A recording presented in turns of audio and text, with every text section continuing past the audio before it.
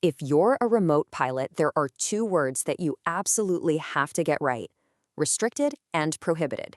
They might sound kind of the same, but getting them mixed up can lead to some serious trouble.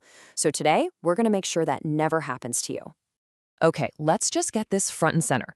Restricted does not equal prohibited.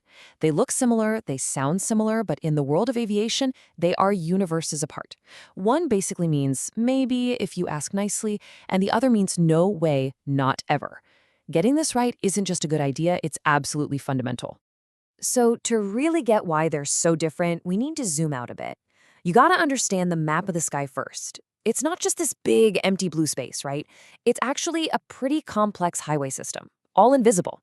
So let's break down the basic layout. The entire national airspace system is basically sorted into these four big buckets. You've got controlled airspace, uncontrolled, special use, and that's the one we're really going to focus on because that's where you find restricted and prohibited zones, and then this other category for everything else. Every single pilot has to be able to look at a chart and know which is which.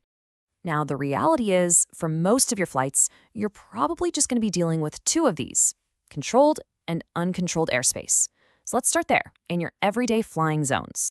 Okay, this table really lays it out nicely. See, controlled airspace is all about safety, especially around airports.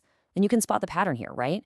Class B, C, and D, they all surround airports, from the busiest ones on down, and they all have one thing in common. You need authorization from air traffic control to fly there. That's the big rule. You gotta get permission.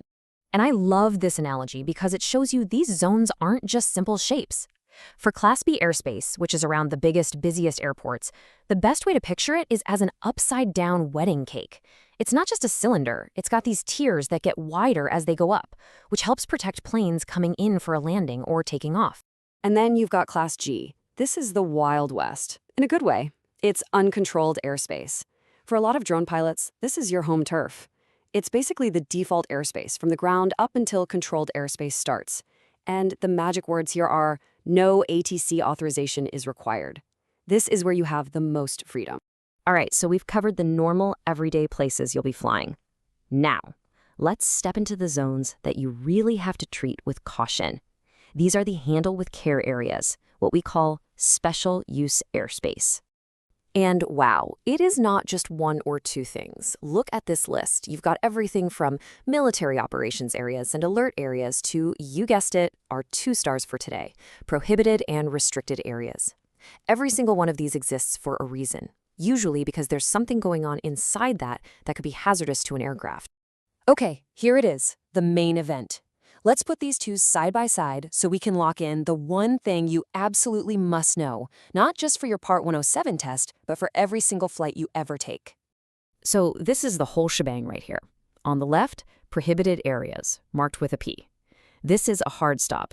Think of it as a brick wall, a giant do not enter sign. You cannot fly there, period. End of story.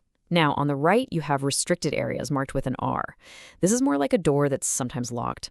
It means there are often invisible hazards like artillery practice or missile tests. So you might be able to fly here, but only if you get permission and you've confirmed the area isn't hot or active at that time. Look, knowing the difference is one thing, but it's totally useless if you don't actually apply it in the real world. So let's talk about how this all comes together in your pre-flight planning, before you even think about spinning up the props. Okay, let's run through a quick scenario. Pretty common job. You're doing a roof inspection.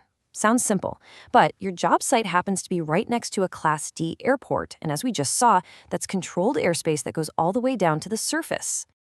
So here's the pop quiz. You're flying low, just 100 feet over the roof, way below where manned aircraft would be. Do you really need to bother getting authorization from air traffic control? The answer is a huge 100% yes. And this quote right here is the golden rule you need to burn into your brain. It's the classification of the airspace, not your altitude, that drives the rules. It doesn't matter if you're 1 foot off the ground or 100 feet. If you are inside the boundaries of that Class D airspace, you need authorization. So, you might be wondering, okay, how do I know if a restricted area is hot or if a new flight restriction just popped up? The answer is NOTAMs, Notices to Air Emissions. These are real-time, critical updates, and checking them before every single flight is not a suggestion, it's a responsibility. So this all comes down to a really simple but incredibly important 3-step pre-flight check. First, you identify the airspace you're planning to fly in. Second, you read the notes on the chart for any special rules, especially in that special use airspace.